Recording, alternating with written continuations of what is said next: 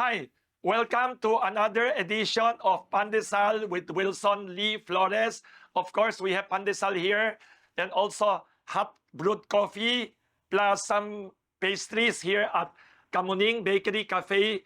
Of course, we will be talking about interesting topics, but the hottest issue, the hottest topic now worldwide in all the news, in all the social media, is the very unfortunate, very sad, and tragic and worrisome war in Iran involving USA, Israel, and of course Iran. I will just give a short overview. Over the weekend, the whole world was surprised. Actually, we were shocked.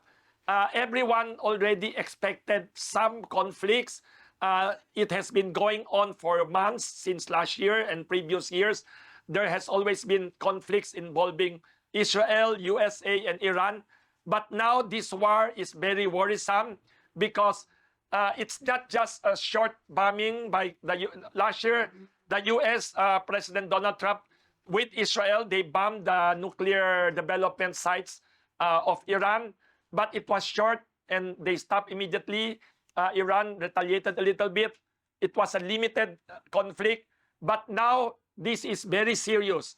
This involves not only bombing of military sites and major government offices in Iran. It looks like a war is brewing.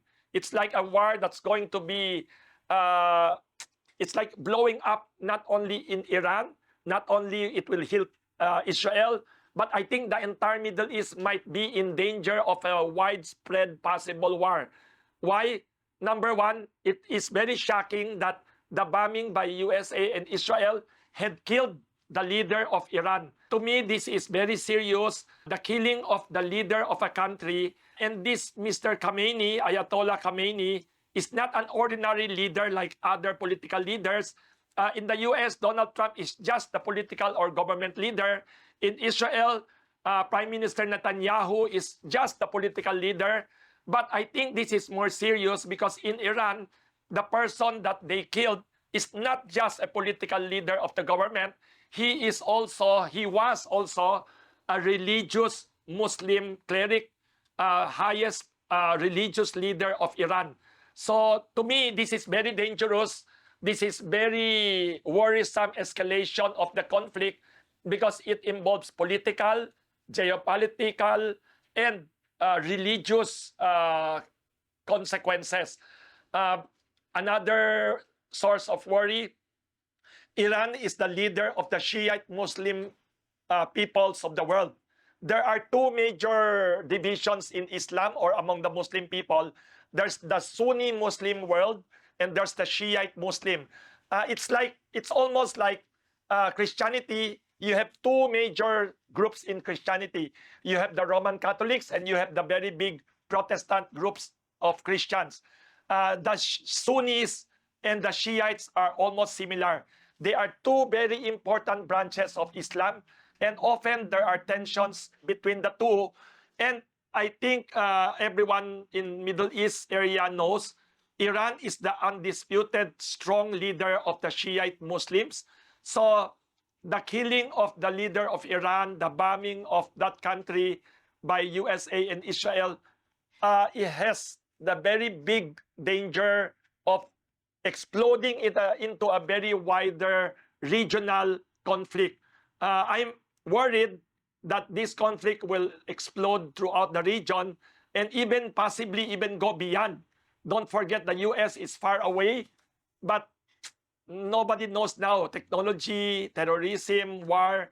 Another source of worry for Iran conflict because Iran is one of the world's largest producers of oil and natural gas. It is also one of the world's largest fuel exporters. So any war in Iran or Middle East might affect world oil prices. The moment news came that US and Israel attacked Iran and later on Iran tried to retaliate, oil prices are already increasing. So let us all be ready, fasten our seatbelts. I think we are in for a tough period soon. If the war is not resolved, if people will not bring peace to that region, there might be big problems for the world economy. Also, don't forget, Iran, the neighboring countries of Iran, Saudi Arabia, Kuwait, Bahrain, Qatar, United Arab Emirates, Dubai, Abu Dhabi, all these places, Bahrain, all these places are major exporters of oil and natural gas. So, big danger for fuel supply schedules and supplies worldwide. Hopefully, cooler heads in the world will prevail. Hopefully, diplomats can work to resolve animosities and anger and hatreds. Hopefully, there will be more peace in the world and less war. War will bring chaos. Only manufacturers of military supplies are happy. Only speculators in the stock markets and energy markets might be happy.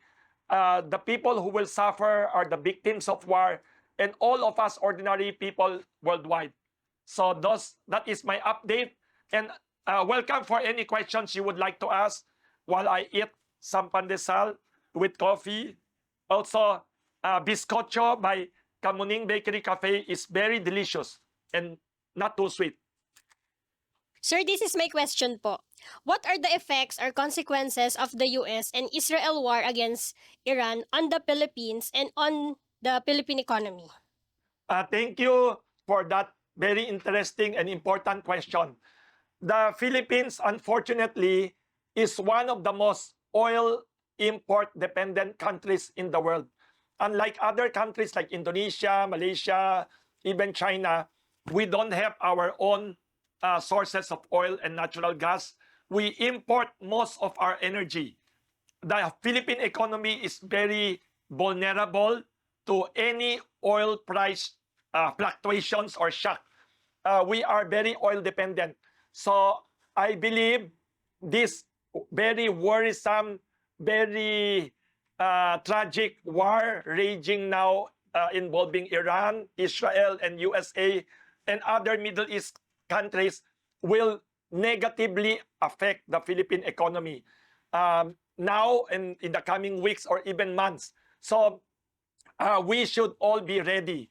I recommend that all of us ordinary people, whether you are a small business person, whether you are working in a factory or working in the bakery or anywhere in the world, let us please, number one, be sure to have some savings. What do I mean? Please set aside your incomes. Don't spend too much because tumultuous times are coming. It's uncertainty period. It's instability period in the world. I expect, number one, oil, gasoline, diesel prices will go up. Next, I hope it will not happen, but I expect power, electricity might go up. Number three, I hope this will not happen. I hope the government leaders are wise enough, are hardworking enough to stop this. But food prices might go up. And all these inflation pressures might go up. So what should people do? Number one, be sure to have some savings. Number two, people should lessen unnecessary expenses. Times are going to be difficult. I suggest we cancel, delay, postpone unnecessary expenses. These are going to be hard times. Number three, if you have utang or loans, please minimize your loans or pay them off. This is not the time to get loans and be in debt. These are difficult times. I hope the government will prepare by helping our jeepney drivers, taxi drivers, bus drivers. Another sector I am concerned about in the Philippines are our farmers and fishermen. Because number one, I know a lot of Filipino farmers use a lot of fertilizer. I'm not a chemist or expert about chemistry, but my impression is fertilizers in the Philippines, a lot of them are imported. And I heard that fuel has a lot of impact on the fertilizer prices of the world.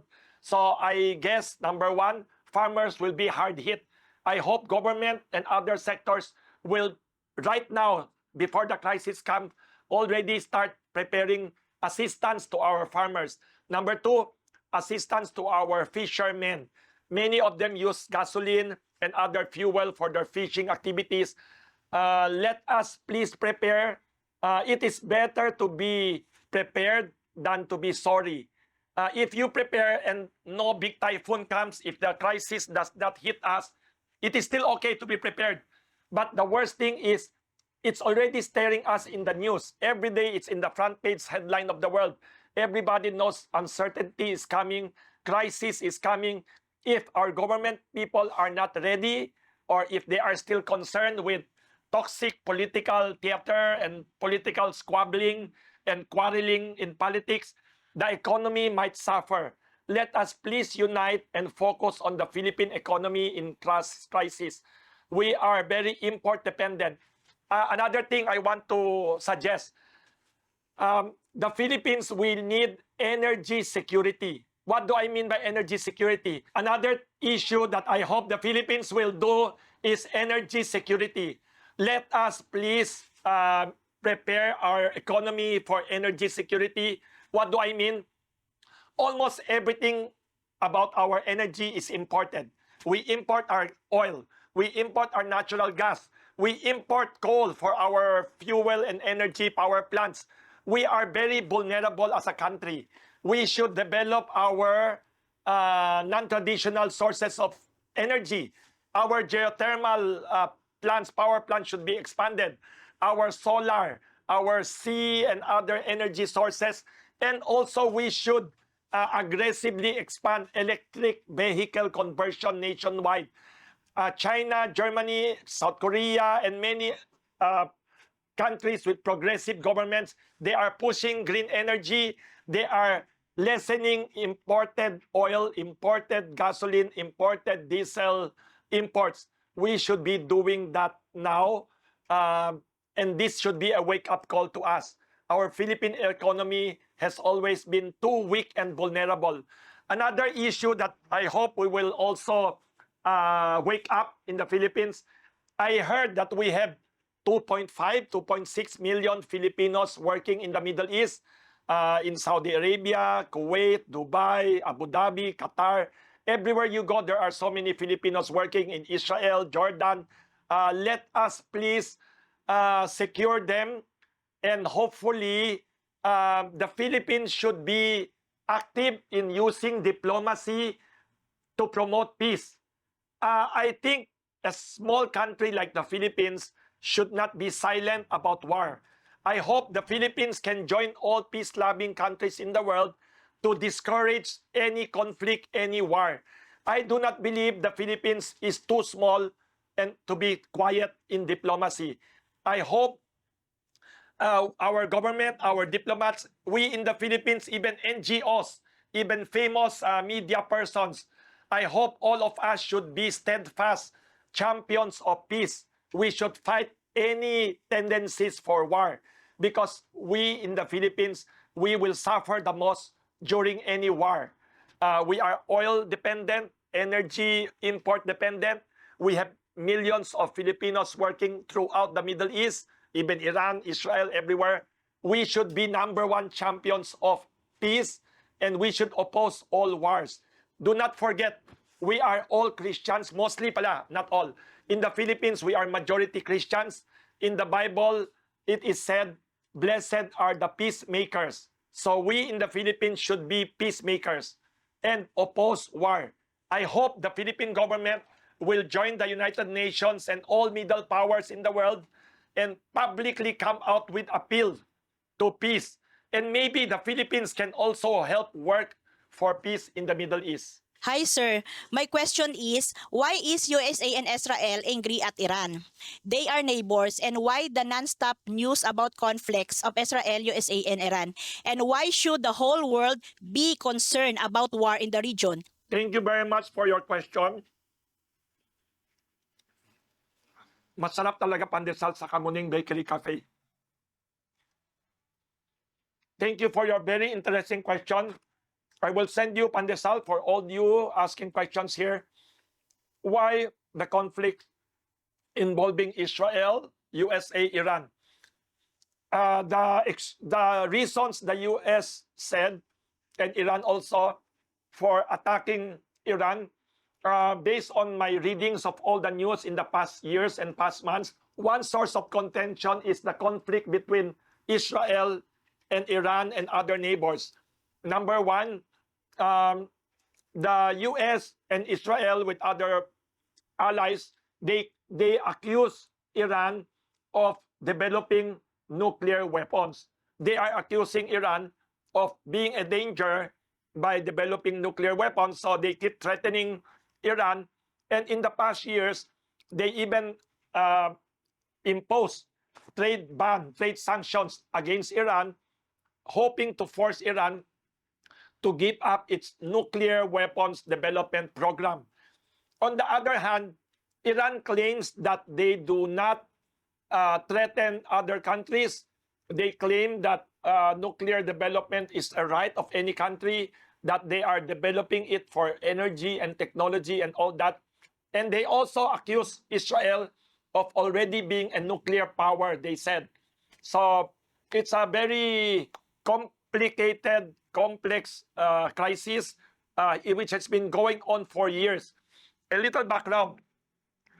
During the presidency of former USA leader Barack Obama, USA and Europe countries came to an agreement with the government of Iran that they will delay or stop the development of nuclear weapons and nuclear development technology. In exchange, USA and its Western allies will lessen the trade sanctions imposed on Iran. They are trying to use economic sanctions, trade sanctions, financial sanctions to force Iran to stop nuclear development. There was an agreement already, but during the first term of President Donald Trump, he tore up the agreement, he destroyed the agreement, saying there's no more agreement. Based on my recollection, based on my memory, at that time, Iran continued openly developing their nuclear capabilities, which the US and Israel accused Iran of being a threat to regional peace. Another issue that I think is complicating the situation, there is ideological or even cultural clash between Iran and Israel. In the past, decades ago, under the Shah of Iran, there was a former leader of Iran that was pro-Western leader of Iran before, pro-USA government, Shah of Iran. At that time, Iran became a good friend of Israel. But after the Islamic Revolution of 1979, when the nationalist anti-Western government came to power, the old Ayatollah Khomeini, it became anti-Israel. So now the government of Iran has been in conflict with Israel for a long time. This is very tragic also for the region because I'm a history enthusiast. For thousands of years before, when Iran was called Persia, it was a great empire and civilization. There was a time when the Jewish people and the Iranian or Persian people were not only good friends, there were Iranian Jewish communities across Persia who even flourished and thrived. They became very successful merchants, traders, financiers, doctors, who even served the leaders of Persia and Iran. So very tragic that Iran and Israel are now enemies. Another issue which is very emotional for the Middle East is the Palestinian issue, because Israel, when they were obliterated by the colonial powers, the British, the Ottoman Empire, and others, Israel disappeared from the map for a long time, and the resident people nearby, the Arabs who became Palestinians, when the Israelis, when the Jewish people after World War II and after the Holocaust during the 20th century, when they returned to claim Israel as their country, in 1948, when Israel became independent, some of the Arab residents of Israel, the Palestinians, felt they were displaced, they were angry, so it started the Palestinian issue. That is another issue among the enemies of Israel and Israel. So that is another issue which the Iranian government and some other countries like even Turkey and others consider a major issue against Israel. So you ask, what is the history of conflict it is very complicated. It's not only the nuclear weapons issue. Another issue not yet discussed openly in the news, I personally believe, is the oil issue. I personally believe the existence of many rich oil and natural gas resources and wealth of Iran is a big reason for the U.S. war against Iran. Look at Venezuela. There are many countries in the world with controversial political leaders and corrupt governments. Many. Why only Venezuela and Iran top of the list to be hit by USA forces and military and political attacks? I believe, and in fairness to Donald Trump, the US president, he is not lying. He is not shy about it. He has openly discussed many times that USA, his country, wants and needs oil, wealth. So I believe that is another issue under the war, behind the war. Oil, nuclear weapons development of Iran, which claimed by Iran is not for war. Iran claims that nuclear development is for energy and science, but Israel and USA and other allies are worried and distrustful of Iran. Another issue that the US always raises against Iran, USA and Israel also claim and accuse Iran of being behind terrorist groups. They accuse Iran of being the financiers or supporters of the groups in Lebanon, in Beirut, also the group in North Africa called the Houthis. These are the groups there attacking ships in the sea and other groups allied with Iran. They claim that Iran is the mastermind. They claim Iran is the supporter, enabler of so-called terrorists. But Iran, on the other hand, claims that these are not terrorists. Iran claims that these groups are freedom fighters. They claim that these groups that they are helping are fighting for the freedom of Palestinians, Arabs, and other peoples in Africa, Middle East. It's a complicated issue. The bottom line, I personally believe, is hopefully the world can find peace. Before this war exploded, there were already ongoing peace negotiations among Iran, USA. There were already peace talks happening in Europe. I wonder what happened. Why the rush for the war? There are many theories about the reasons for the timing of this war and why the war. Do not forget, peace is not hopeless in the Middle East. Why? 1 or 2 years ago, I remember reading, China entered the picture, tried to negotiate peace between Iran and Saudi Arabia.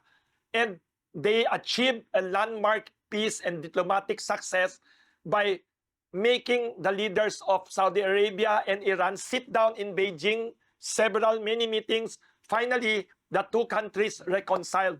Why was this a significant peace and diplomatic victory, which gave me hope that peace is not impossible in the Middle East? As I said earlier, there is ongoing for centuries, there has been conflict and tensions between the Sunni Muslims and the Shiite Muslims. And the leader, the acknowledged #1 leader of the Sunni Muslims is the country of Saudi Arabia. Saudi Arabia is the guardian of the holy places of Islam in Mecca, in Medina, and all these places. They are the leaders of the Sunni Muslim world. While on the other hand, the leader of the Shiite Muslims is Iran. Iraq also majority Shiite Muslims. Suddenly, because of negotiations of China, why China? Because China is the #1 oil customer of Saudi Arabia and Iran. They are the #1 buyers of Saudi Arabia and Iranian oil. So they have leverage, they quietly behind the scenes use diplomacy and ask these two fellow Muslim countries to please, you are both Muslims, you have the same Islam religion, you use the same Quran. Why quarrel like Protestants and Catholics in Ireland before? So it was achieved. As I believe, there is now some peace between Saudi Arabia and Iran. Hopefully, this will happen again in the Middle East someday soon between Iran and Israel, and hopefully even USA. I hope this war will end, not only for the sake of the world economy, which is already unstable. The world economy is still weak and not very strong. We cannot afford a war at this time. And the Philippines is one of the most vulnerable economies on earth. We don't have oil, we don't have gas, and we have millions of hardworking, talented Filipino workers overseas in the Middle East. Thank you for all your questions, and thank you for Pandesal with Coffee. By the way, I'd like to thank all you followers of this podcast, Pandesal with Wilson Lee Flores. Please tell others about this podcast. This is not only podcast in Spotify. Please watch also and subscribe and follow us, Wilson Lee Flores, in YouTube. Also, please follow Wilson Lee Flores across all social media, Instagram, Facebook, X or Twitter, including TikTok.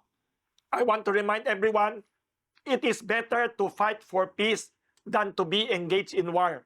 I always believe war benefits very few people, but all of us, everyone, all of us will suffer if war continues.